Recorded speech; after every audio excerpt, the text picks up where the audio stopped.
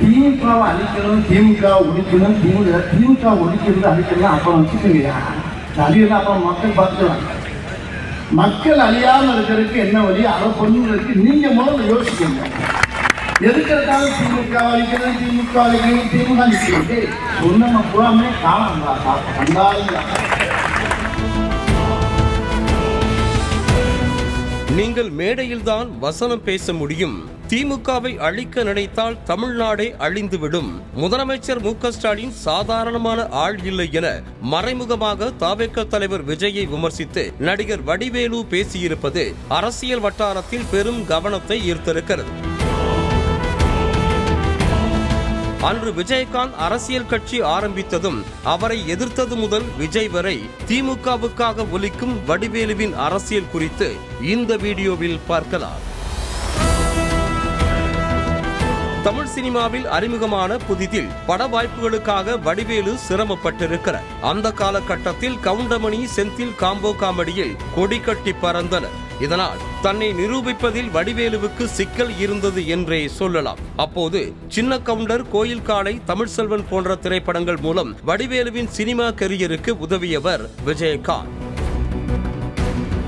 மற்றும் தவசி, எங்கள் அண்ணா திரைப்படங்களிலும் வடிவேலுவின் திரைப்பயணத்துக்கு விஜயகாந்த் உறுதுணையாகவே இருந்திருக்கிறார். தொடர்ந்து தேமுதிக என்ற கட்சியை விஜயகாந்த் தொடங்கியதும் திமுகவுக்காக பிரச்சாரம் செய்த வடிவேலு மேடையில் பகிரங்கமாகவே விஜயகாந்தை விமர்சித்து பேசினார். இது திரை வட்டாரத்திலும் அரசியலிலும் அதிர்ச்சியையே ஏற்படுத்தியது.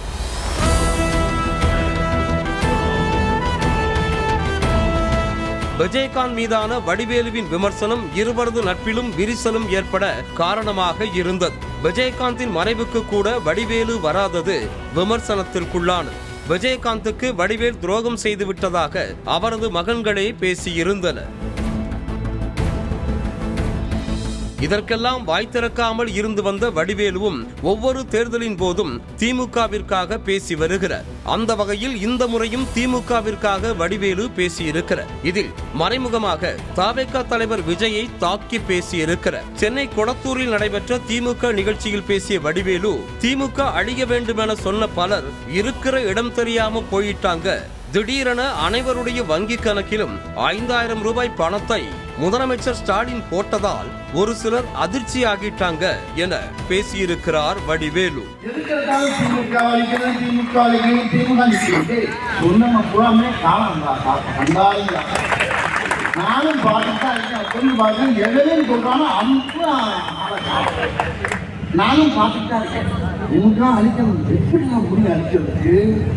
எப்படி முடியும்?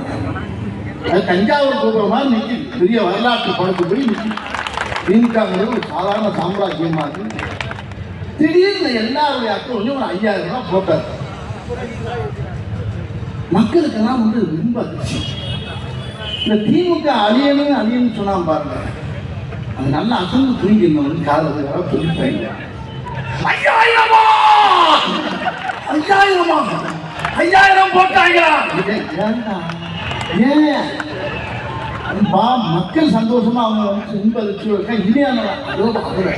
அந்த அதிர்ச்சியில திமுக அழியும் சொன்ன அதுல பாதி பேர் செத்து போயிட்டாங்க. அந்த வீழ்ச்சியே வெளியே வரல. இதென்ன பிரமாதம், இன்னும் நிறைய இருக்கடி மாப்பிள என எக்கச்சக்கமான விஷயங்களை முதலமைச்சர் ஸ்டாலின் செய்ய போறாரு.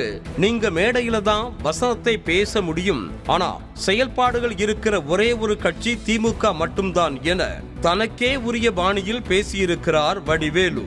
என்ன பிரமாதம், இன்னும் நிறைய இருக்கு மாப்பிளை, இன்னும் நிறைய எக்கச்சக்கமான விஷயம் பண்ணக்கூடாது.